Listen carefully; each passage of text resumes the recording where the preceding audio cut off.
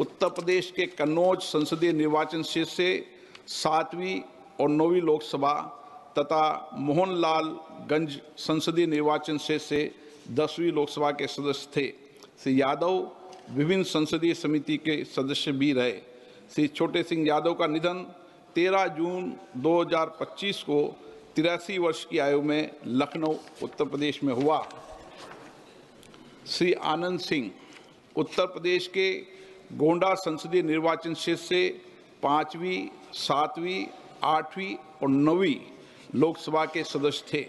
उन्होंने कई संसदीय समितियों के सदस्य के रूप में काम किया। सिंह ने उत्तर प्रदेश सरकार में मंत्री के रूप में भी अपनी सेवाएं दी। श्री आनंद सिंह का निधन 6 जुलाई 2025 को 86 वर्ष की आयु में लखनऊ में हुआ। हम अपने पूर्व साथियों के निधन पर गहरा शोक व्यक्त करते हैं। यह सभा शोक संतप्त परिवारों के प्रति अपनी संवेदना व्यक्त करती है। माननीय सदस्यगण, दिनांक 22 अप्रैल 2025 को जम्मू कश्मीर के पहलगाम में द्वारा अध्यक्ष महोदय सदन को ये सूचित करते हुए कि 15.5 करोड़ हिट उस पोर्टल पे आए हैं और उस पोर्टल की सफलता के आधार पर एक ऐप भी, मोबाइल ऐप, एंड्रॉयड और iOS दोनों के लिए हम लोग ने 2025 में 17 जनवरी को स्थापित किया, जिस ऐप पे भी करीब 44 लाख हिट्स हो चुके हैं। और इस ऐप के आधार और पोर्टल के आधार पर इतनी सफलता हमें मिली है कि मोबाइल नंबर्स करीब 29 लाख हम लोग ने डिस्कनेक्ट किए हैं। मोबाइल हैंडसेट्स करीब 5.5 लाख हम लोग ने ब्लॉक किए हैं। बल्क SMS सेंडर्स 20,000 हम लोग ने ब्लॉक किए हैं और व्हाट्सएप अकाउंट्स करीब 24 लाख हम लोग ने ब्लॉक किए हैं। इसी के साथ एक और सुविधा इस ऐप पे दी गई है कि आप स्वयं अपना जो चुराया हुआ हैंडसेट है उसे आप ब्लॉक कर सकते हैं और पुलिस रिपोर्ट भी फाइल कर सकते हैं। कुल मिलाकर 35 लाख ऐसे रिपोर्ट्स फाइल किए गए हैं, जिसमें से 21 लाख मोबाइल हमारे ट्रेस हो चुके हैं और 21 लाख मोबाइल जो ट्रेस हुए हैं उनमें से 5,06,000 मोबाइल हम लोग ने रिट्रीव करके उपभोक्ता को वापस भी हम लोग ने पहुंचा दिया है अध्यक्ष महोदय। तीसरा, हमने ये सुविधा भी हमने लगवाई है कि know the mobile connections in your name, क्योंकि कई बार ये होता है कि जैसे उदाहरण के तौर पे अखिलेश जी को मालूम भी नहीं पर इनके नाम पर कई मोबाइल कनेक्शन दोबारा कई और लोगों के द्वारा लिया गया।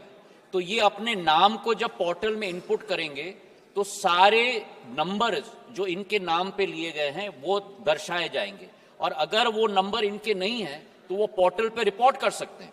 और उसके आधार पर करीब हम लोग ने 1,36,00,000 मोबाइल डिस्कनेक्ट किए हैं जो उपभोक्ता के ने स्वयं अपने नाम पे नहीं लिए।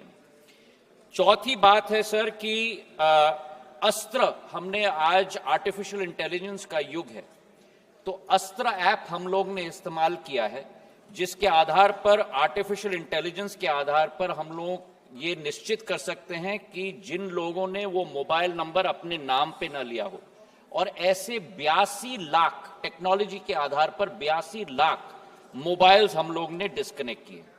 एक और षड्यंत्र रचा जाता है अध्यक्ष महोदय, और कई बार हमारे मोबाइल नंबर मोबाइल पे दिखता था कि भारत का नंबर आ रहा है पर एक्चुअली वो कॉल आ रहा है विदेश से, और इसके लिए इसको ब्लॉक करने के लिए एक नया सॉफ्टवेयर हम लोग ने शुरू किया, centralised international out roaming registry.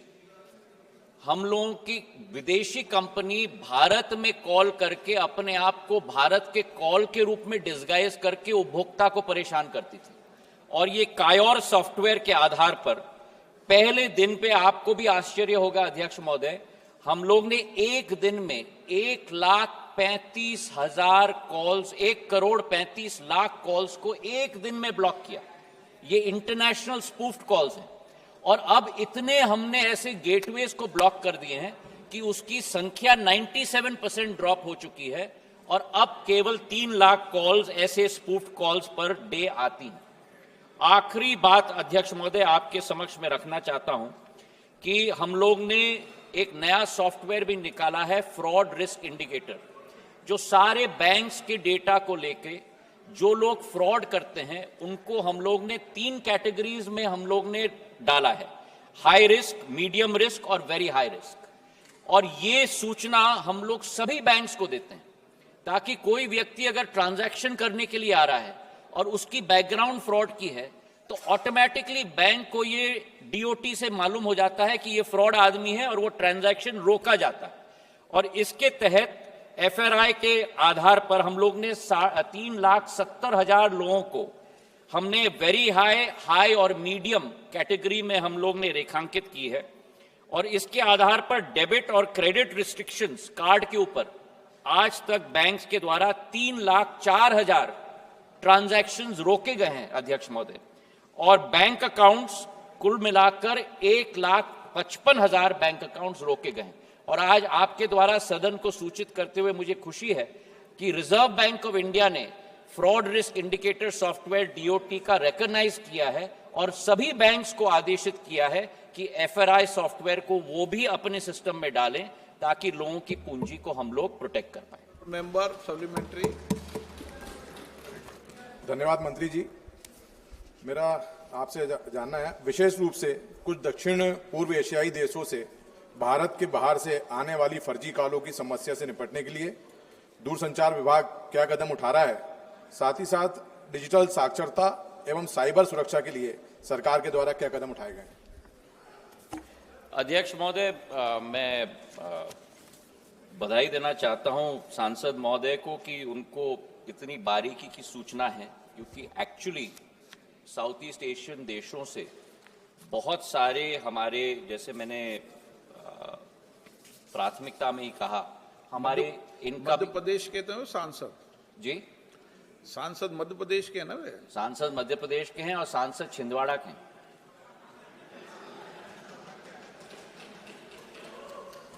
तो बहुत सारे हमारे spoofed call south east Asian nation से आते हैं और इसके लिए हम लोग ने ये निर्धारित किया है। एक तो मैंने बताया आपको सर, हमारा कायोर सॉफ्टवेयर के बारे में, international incoming spoofed calls prevention scheme के आधार पर जो हम लोग ने 1,35,00,000 कॉल्स पहले दिन में रोके थे, जो 6 महीने पहले ही हमने शुरुआत की थी और अब वो करीब 3.5 लाख तक ही सीमित हो गए।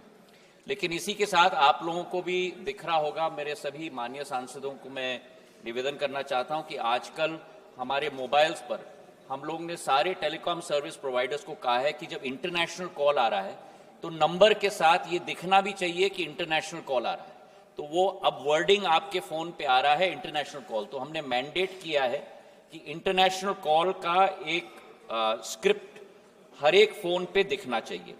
इसी के साथ हमने टीएसपीज को भी कहा है कि जो अनयूज्ड इंटरनेशनल कोड्स हैं ट्रैफिक के लिए, जो गलत तरीके से इंटरनेशनल गेटवेज का इस्तेमाल करते हैं, उनको हम लोग उसी जगह पे हम लोग रोकें।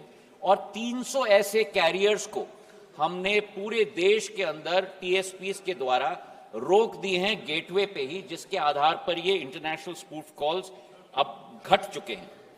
हमारे देश के कई लोग भारत के अंदर अध्यक्ष महोदय रोमिंग कार्ड्स लेते हैं और साउथ ईस्ट एशियन नेशंस में जाके वहां से कॉल करते हैं। तो ऐसे रोमिंग इंडियन नंबर्स को हम लोग ने संचार साथी पोर्टल के द्वारा एनालाइज किया है और 26 लाख ऐसे लिंक्ड मोबाइल कनेक्शंस को हमने डिस्कनेक्ट किए हैं और करीब 1,23,000 हैंडसेट्स को हम लोग ने ब्लॉक भी किया। श्री एन.के. प्रेमचंदन। बहुत बहुत धन्यवाद अध्यक्ष महोदय। जो उत्तर माननीय मंत्री जी ने दिया है, जो उनका पहला भाग था उसके बारे में, ये प्रश्न जो है सार्वजनिक क्षेत्र की इकाइयों के बारे में, विशेषकर बीएसएनएल और एमटीएनएल से जुड़ा हुआ है। महोदय, ये सब लोग जानते हैं कि बीएसएनएल और एमटीएनएल कई जगहों पे उपलब्ध ही नहीं है। अगर हम मेट्रो शहरों की बात करें तो वहाँ भी उपलब्ध नहीं है।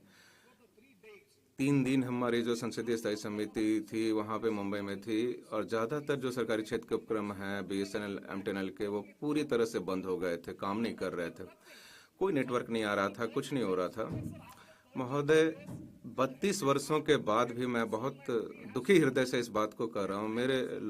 मेरे जैसे लोग को एक निजी सेवा प्रदाता की सेवा लेनी पड़ी ताकि मैं कॉल कर सकूँ। मेरा जो प्रश्न है महोदय, मेरा जो प्रश्न है जो धोखाधड़ी के अपराध हो रहे हैं महोदय, उसके बारे में मैं जानना चाहूँगा कि क्या जितने भी धोखाधड़ी के अपराध हो रहे हैं बीएसएनएल एमटीएनएल से संबंधित क्या उनका आकलन किया गया है?